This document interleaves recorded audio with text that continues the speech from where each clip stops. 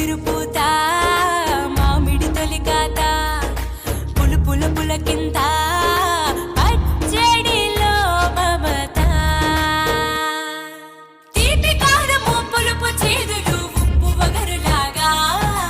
ఈ జీవితం కష్ట సుఖముతో సాగేటి నావా అదే అదేగా ఉగాది మనకు బోధించే మంత్రం ఇదేగా మనిషి మనుగడకు ఆది అంత సూత్రం వేపల చిరుపూత మామిడి తొలికాత పులుపుల పులకింత